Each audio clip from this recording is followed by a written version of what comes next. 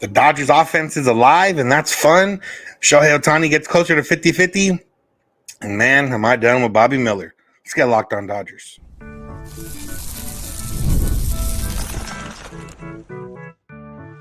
You are Locked On Dodgers, your daily Los Angeles Dodgers podcast. Part of the Locked On Podcast Network, your team every day.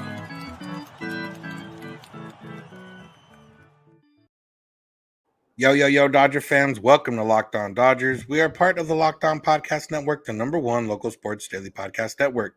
Locked On, your team every day.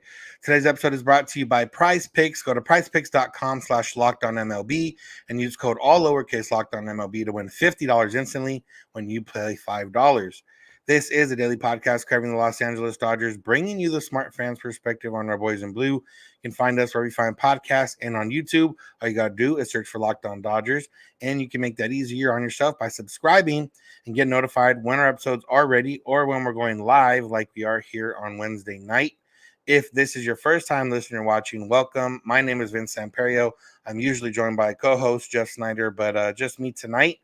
Jeff and I are both lifelong Dodger fans that have covered the team in a few different ways for a decade now. We've been doing this podcast here together for 6 seasons. We've been podcasting together a little bit longer than that. We've seen a lot of Dodger games in our life, and we've talked a lot about the Dodgers, and we're going to continue to talk a lot about the Dodgers over the rest of this year and into the future, and that's what we're here to do once again today, and a little bit better than yesterday's episode because we're talking about a win. The Dodgers, it was a roller coaster of a game, but the Dodgers came out with the win 10-8. And rather than talk about the negative of the day, which was Bobby Miller once again, we're going to start off with the positive, which is the offense that did put up 10 runs, highlighted by Tommy Edman's second 2-homer game in a row, and also highlighted by Shohei Ohtani taking 2 more steps forward into nearing 50-50 for 50 home runs and 50 steals. Ohtani did homer in that first inning. The Dodgers homered 4 times altogether in that first inning, and then Ohtani added on a stolen base later in the day. So he's now up to 47 home runs and 48 stolen bases. And just real quick, on Ohtani specifically with the homer, it was one of those things Jeff mentioned the other day about the hard ground ball and how it reminded him of how earlier in the year Ohtani was hitting the ball hard but on the ground. And once he started getting that angle up a little bit, then, we saw the hot streak from Ohtani. And I think you could kind of see it the last couple of nights where he started getting under the ball maybe just a little bit, but he was hitting some balls to the warning track and looking like he's close to hitting one. And then this one, he hits 118 miles an hour off the bat, just an absolute rocket. And, gets the Dodgers, cuts the deficit in half at the time because the Dodgers were down 2-0, but gets the Dodgers on the board and, ends up being obviously the catalyst for a big first inning. The Dodgers went back to back, just 3 with Tommy Edman and Will Smith and Max Muncy. Tommy Edman, I mean, what more can we say about him? And he's been relatively under the radar on offense. He's been, not great, but not bad. He's been good, solid, a great guy to have in the Dodger lineup, especially considering, what they had been getting from, shortstop, center field in general. If Rojas was that short, they maybe weren't getting the best defense and or offense out of center field. So he's been, a great addition to this team. And now you're sitting here looking at his numbers, and now his numbers are starting to look legitimate again. And he's hitting 300 now, got an OPS of 821. Obviously the 4 homers over the last 2 nights, but he's a guy that we mentioned the other day is basically almost maybe at this point done with spring training, quote unquote spring training, because coming back from injury and then suffering another injury and then having to come back from that injury, he didn't get, it wasn't a conventional season for him in terms of getting ready and coming back and then getting traded. Like before you even get back to the majors, you get traded to an entirely new organization. And now you're dealing with that. And obviously you're in a better spot because Cardinals will not be in the postseason. The Dodgers will, but just a a unconventional way to get to this point, but you know, there's a reason the Dodgers have coveted this guy for a few years now. Andrew Friedman mentioned that fact that they were looking at him for a few years now, and it's because of this. He's consistent at the plate. At the very least, league average at the plate. And when you add that with the fact that he can play the outfield and shortstop, that's a valuable player. And right now for the Dodgers, if he can I don't know how long this hot streak's going to keep up in terms of home runs. But it's at least the very least, it looks like he's ready to compete and ready to play and bring the Dodgers exactly what they were looking for in terms of stability in this lineup. Teoscar Hernandez returned to the lineup. He had one hit, I believe. But the results are a couple hits, a couple runs scored, and a walk. So, a good return for him. The fact that he came back after we thought he might go on the IL and, maybe missed the rest of, there was a lot of talk of what exactly it could be, but Teoscar Hernandez back in the lineup. So that was great to see. And then, Max Muncy, who homered in yesterday's game, who just missed a homer there for the final out of the game, comes back, homers again today. Hopefully he gets going a little bit. He had the hot start when he first returned and then, just kind of tapered off a little bit or again, a lot of these guys were just kind of there. Like they would have good games. They would have not games where they didn't get hit. And it was just kind of there. Obviously Ohtani, Betts, and Freeman are going to get a majority of the bulk of the talk when you get into this Dodger offense. But, Max Muncy there being able to contribute, getting back to walking and homering and getting on base and all that type of stuff. It really adds to this lineup. And to put up 10 runs, even with, the Cubs aren't a great team. They didn't have their best pitcher on the mound, but the Dodgers, put up the runs, and it was a lot of runs early, but then they added a couple runs late, obviously when they needed to, because what we're going to talk about next, which is Bobby Miller. But it was one of those games where, you can get excited about putting up 10 runs without necessarily thinking about the 8 runs that you gave up. So you get excited about the offense. You get excited about, guys having multiple hit, 1, 2, 3, 4, 5 guys having at least 2 hits. You got 12 hits total, 6 walks, just 5 strikeouts. Like that's an overall dominant performance for the Dodgers and something to look forward to. It's one of those where if you know me, if you've listened to this podcast in the past, especially in October, my biggest concern is always the offense. And, lately it kind of feels like, the offense is always going to be a concern just because it could be shut down any day. But the offense has been really good as of late.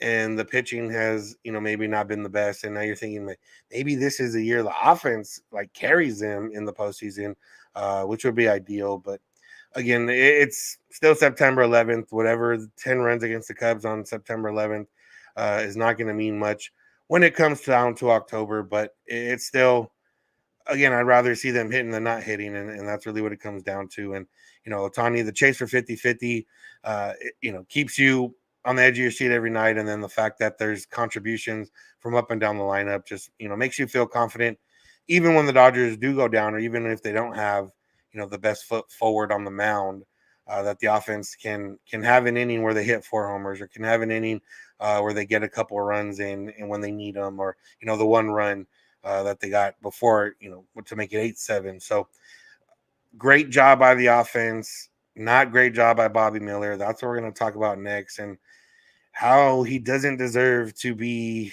on the Dodgers the rest of the season, even with all the injuries. So make sure to keep it locked on Dodgers. Today's episode is brought to you by PrizePicks. PrizePicks is America's #1 daily fantasy sports app with over 5 million active members. I am one of those 5 million active members because PrizePicks is fun. It's easy. It's just you against the numbers. You pick more or less on 2 to 6 player stat projections and watch the winnings roll in. I had one on Wednesday where I had the Fever versus the Aces. I did a little 2-pack. I had Asia Wilson under on points, rebounds, assists combined 41.5, and she got 41. So I was sweating that one. Caitlin Clark was way under her 38.5 projection. So boom, I turned 5 into 15 on that. So not big, but still $10 I didn't have before. So PrizePicks is here, and they're helping you out all of September because one Caleb Williams passing yard gets you one win on PrizePicks every week in September. All he needs is 1 yard in the air, and you pick at least one other player stat projection, and if they both hit, boom, you got a winner right there. So make sure to go check out that deal all September long. And you can also play PrizePicks alongside Drewski, Joe Budden, and MMA champ Sugar Sean O'Malley. You can find their community plays under the promos tab of the app to view entries from some of the biggest names in the PrizePicks communities every single week. So go check all that out and download the PrizePicks app, because right now, if you download that app and use the code LOCKEDONMLB, you'll get $50 instantly when you play $5. That's code LOCKEDONMLB on PrizePicks to get $50 instantly when you play $5. You don't even have to win to get that $50 bonus. All you got to do is put it down. It's guaranteed. PrizePicks, run your game. Today's episode is also brought to you by FanDuel. FanDuel is America's #1 sportsbook. You've heard us talk a lot about it, but right now they have a deal for all you that are big into football or have someone that may be big into football, because right now through September 22nd, all FanDuel customers can bet $5 and get a 3-week free trial of NFL Sunday Ticket from YouTube and YouTube TV. And if you already have a YouTube TV base plan, you'll be able to watch every regular season Sunday game out of market or in market. All you need is a Google account and a current form of payment, and you can cancel anytime.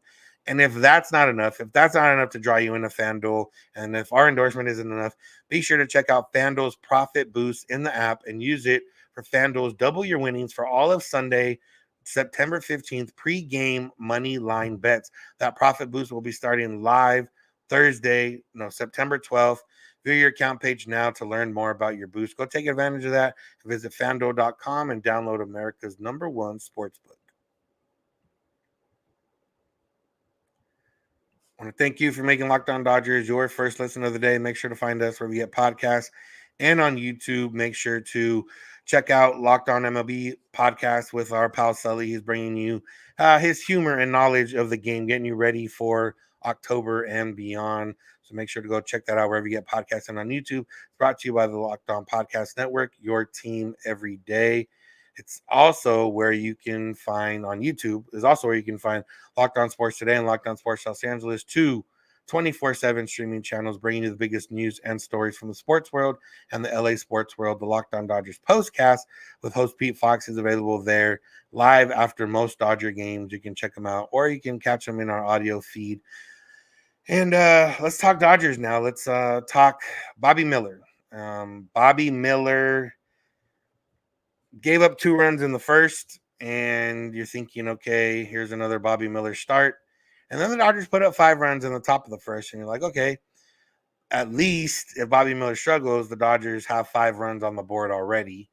And then the Dodgers put up a couple more runs, and now you have a 7-2 lead. Bobby Miller, gets a shutdown inning there in the second inning, and you're thinking, all right, maybe, Bobby Miller can turn this around. He has a lead now. He doesn't have to worry about maybe being too fine. He can let the stuff be more of a concern rather than location, because if, he can just throw it over the plate with the stuff that he has, it might be able to work out. That's not how it worked out. Bobby Miller did give up 1 run in the third, no runs in the fourth, and then with a 7-2 lead, with the 7 runs by the Dodgers, Bobby Miller was not able to get through the 5th inning. And for me, it just solidified what I already had in my mind, which is I don't want to see Bobby Miller pitch for the Dodgers again this season. We talked about this similar with Walker Buehler the other day, but with Walker Buehler, you have one thing you can kind of hope on, which is he's been okay, not good, mediocre, I guess, at best. But the stuff has looked okay. The location has looked okay at times. And you think about October Walker Buehler, and you think, you can convince yourself. I have given up that thought as well, but I can see where that's a lot easier to stomach. With Bobby Miller, there's nothing like that. He still throws 99. Yeah, he still, can do whatever in terms of his other pitches, but he's just not putting it together. 6 swings and misses today, which is not good. He didn't make it out of 5 innings. He now has an ERA over 8 on the season. Like, the only reason he's still here is because of injury anyway, because obviously the Dodgers don't even it's hard for them to put together 5 healthy pitchers at any point in time, which is the only reason Bobby Miller should, because, any pitcher with an ERA over 8 still pitching this late into the season, there's it's either a team that's not in playoff contention or a team decimated by injuries, which the Dodgers have been.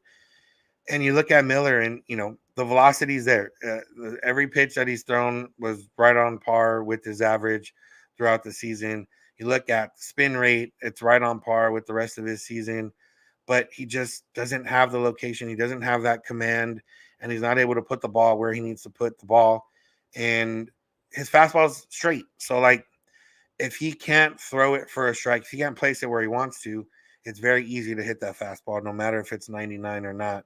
And then if he doesn't have the off-speed pitches to play off of it, then it's essentially a batting practice. 99 with the straightest fastball as Bobby Miller has, that's batting practice for a lot of these teams. And, obviously he can still have success. He threw 2 scoreless innings out of the 4+ innings he threw. But, by that thought, we've seen position players have scoreless innings, and that's more of a product of a little bit of luck sometimes and throwing guys off. Bobby Miller, it does seem when he throws a scoreless inning sometimes, not by luck, but it's by the other team failing more so than Bobby Miller rising to that occasion or rising to that inning. So it's been sad to watch him this entire season, just based on what he did last year, and obviously the disappointing end with the postseason. But it's there's nothing there, and I'm seeing right now. Someone dropped in the chat, so I went to go look at Twitter real quick, and right here it says Roberts said Miller's going to have one more start. This is for the simple fact that they don't have anyone else. They have LeBaire, with Robleski, Landon Knack, Jack Flaherty, Yamamoto, and Walker Buehler. That's 5. I would take that 5 over giving Bobby Miller another start. What are you hoping to get out of it at this point, other than maybe he has one good start and you have a little bit of confidence going into next year? There's no way Bobby Miller should be near this team in the postseason. There's no way Bobby Miller should even really be near this team right now. I'd take Ben Kasparius down in AAA right now over Bobby Miller, and nothing against Bobby Miller as a person. It's just he doesn't have it this year. He's the guy that, from what we've seen, lives a little bit with confidence, and he doesn't have that confidence right now. And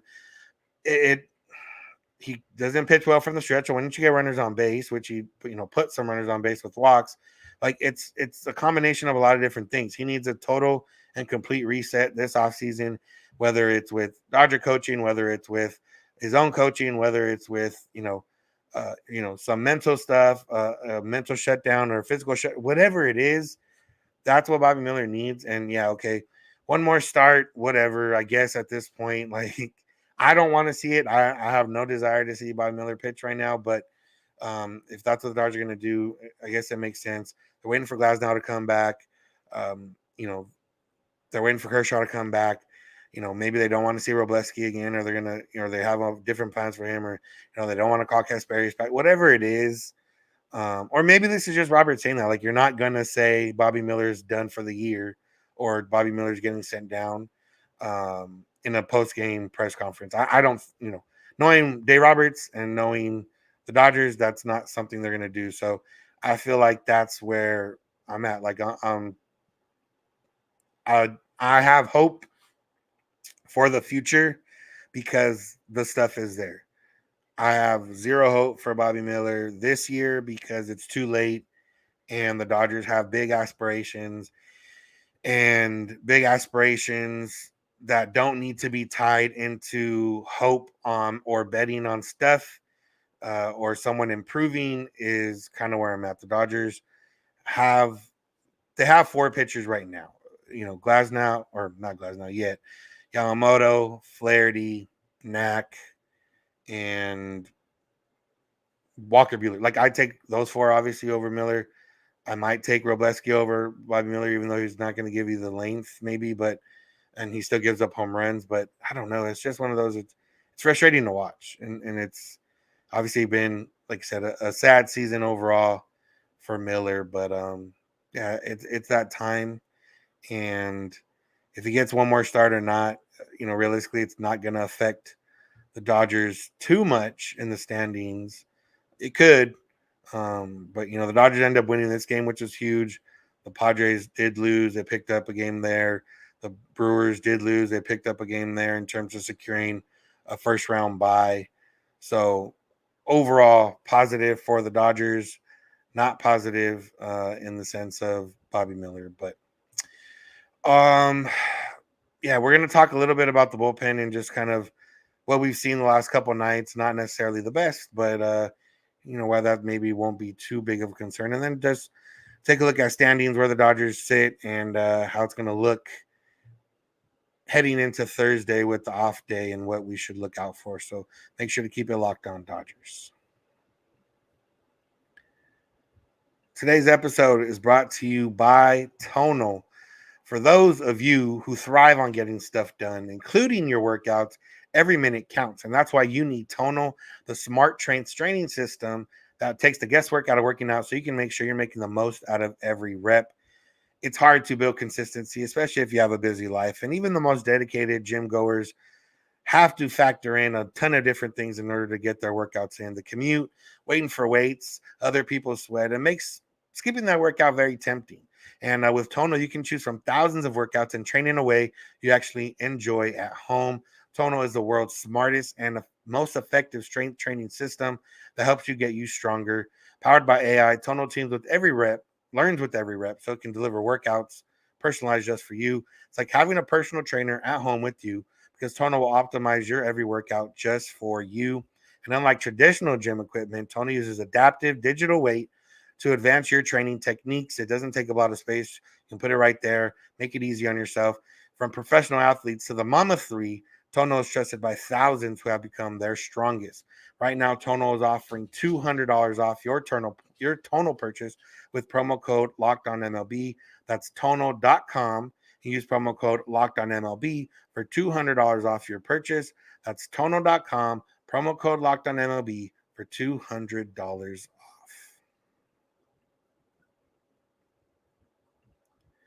Want to thank you for being an everydayer. If you are one, if you are not one, you can become one by listening or watching every day. If you're not ready for that type of commitment, we'd appreciate you adding at least one episode to your week. We got 5 episodes, Sunday through Thursday night, most of the time, or Monday through Friday in your audio feeds if you check it out that way. So either way, however you watch, however you listen, if you're not an everydayer, just add one more to your week, and we'd appreciate you. You can tell your friends and family as well and get them going on the Locked On Dodgers train if you want to do that too. Remember, you go beyond the podcast, become a Locked On Dodgers insider at joinsubtext.com/Locked On Dodgers. It's a few bucks a month. You get texts from us with any updates, news, rumors, thoughts, depending on time of year. A lot of different Dodger info coming your way, especially if you're one that can't be online all day or doesn't want to be online all day. It's the way things go sometimes. You can do that Locked On Dodger or joinsubtext.com/Locked On Dodgers. All right, bullpen. Obviously, the big story was Bobby Miller, but after Bobby Miller came out, there was still some runs allowed by the bullpen. Daniel Hudson came in, gave up a hit, a couple walks, and didn't look very sharp. But coming into the 5th inning of a game, especially with runners on base, it's not an ideal situation. And yes, it is a situation that could come up for the Dodgers in October. So, you would hope that these guys would handle it a little bit better, but it didn't go that way. But then you have Blake Trinan coming in, clean inning. You have Vesia walking one guy, but other than that, clean inning. Evan Phillips, clean inning.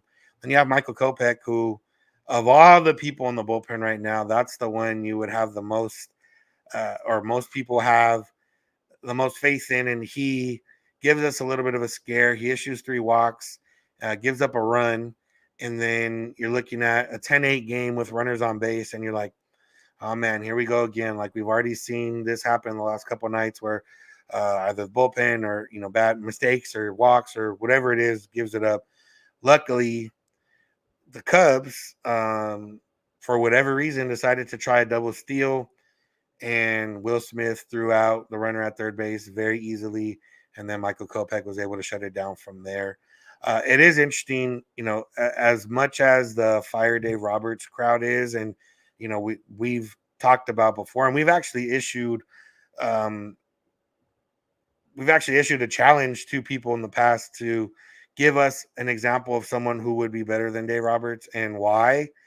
And no one ended up accepting that challenge. But one name that does get thrown around is Craig Counsell. And, Jeff talked a little bit about the decision to bunt yesterday when they could have just maybe stole the base, especially with Austin Barnes behind home plate. And then you have the double steal, which a double steal is hardly ever player ran, because one guy could take off the guy on second, and then the guy on first would just have to be really paying attention in order for, to take off right after it. Normally a double steal is called. If Craig Counsell called it, I can understand a guy on the ropes in Kopech who's issued 3 walks. You just got the run. You want a base hit to tie this up. But also you have a guy that throws 100 miles an hour, and you have Will Smith, who's one of, if not the best guy behind the plate in terms of throwing out runners. Just not a smart, baseball move. But hey, it helped the Dodgers.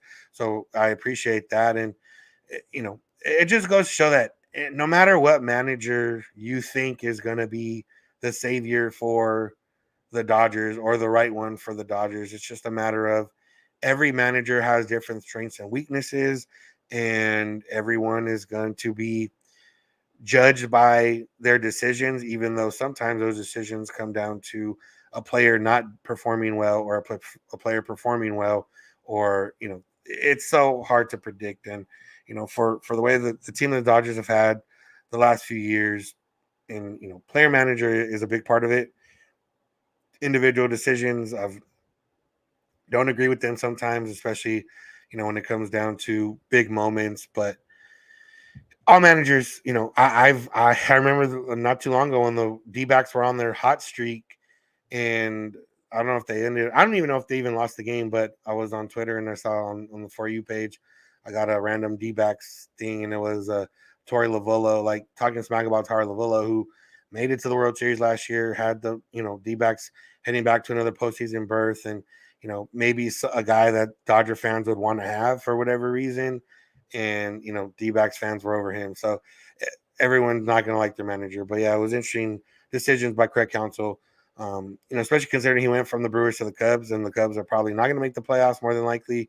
The Brewers are going to win the division. So, whatever, everything's different for different people. So, but looking at those standings, like I mentioned, Brewers lost, Padres lost, the Dodgers magic numbers now stand at 12 over the D-backs.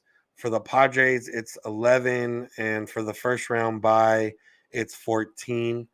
Obviously, a magic number in the double digits when there's only 16 games left. It's not as fun of a countdown, but over the weekend, if the Dodgers win 3 and the other teams lose 3, then all of those are, a few days away from maybe coming true. So it's just a matter of kind of what we talked about all this whole time, where you want to be the guy in the lead, and you want to be that team in the lead. And that's where the Dodgers are at. And, it's been a long, weird, winding journey to get here. But at the end of the day, like, the Dodgers are there. They're in position to secure a first round bye. And, people are going to have their thoughts on whether they should play hard for the 1 seed or, just be satisfied with the 2 seed, considering the fact of you might have to play the D-backs and Padres if you're the 1 seed. The Dodgers aren't, you don't want to play anyone in the playoffs. Every team's going to be good. And I think the main thing is, matchup wise, and or who would you rather not lose to? Like, yeah, you don't want to play the D-backs and Padres because you don't want to have a chance to lose to them. But, and if you lose to Mets or Braves, it's probably not as big a deal in your daily life than it would be to the D-backs, Padres, or, in the Brewers, whatever the case is. But in terms of that, the Dodgers are 1 game behind the Phillies for the best record in the National League on the number 1 seed. They are 4 games up on the Brewers, And then in the wild card, the D-backs are 2 games up in the NL wild card. The Padres are a game and a half up. The Mets are sitting in that third wild card right now, and the Braves are 1 game behind the Mets. So all 4 of those teams are separated by 3 games.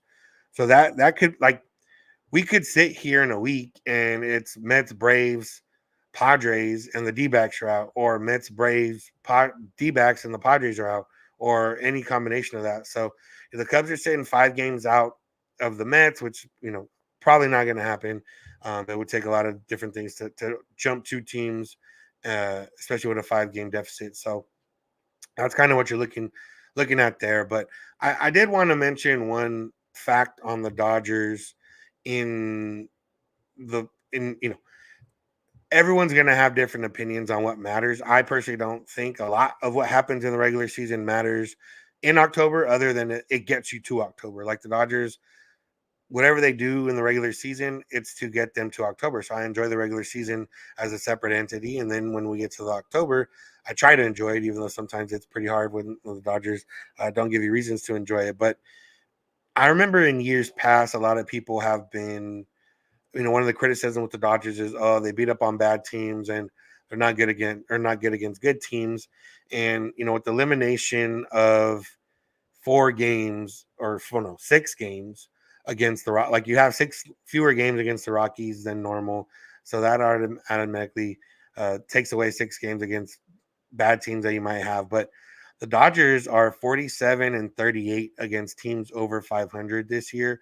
That stat is always a little bit funny to me because, there's teams that are right around 500. So like if they lose a game, the Dodgers record against teams over 500 changes. But if they win a game, the Dodgers record against teams over 500. But in the National League, they do have the most wins over teams over 500. And in the entire major leagues, they have the second most wins over teams over 500, only trailing the Yankees. So if that's a stat that you believe can predict a little bit of postseason success, then there you go. The Dodgers have been good against good teams this year. And, I don't think that necessarily means they've been bad against bad teams. It's just that they've been good against good teams. And that's a good sign at the very least. You would prefer to win more games than you lose against any team. And that's really what it comes down to. So, all right. Dodgers are off tomorrow. We'll probably get into a couple roster decision talks, looking forward to the playoffs. If you have any questions or comments, and if you're an insider, you can go ahead and send those. You'll get priority.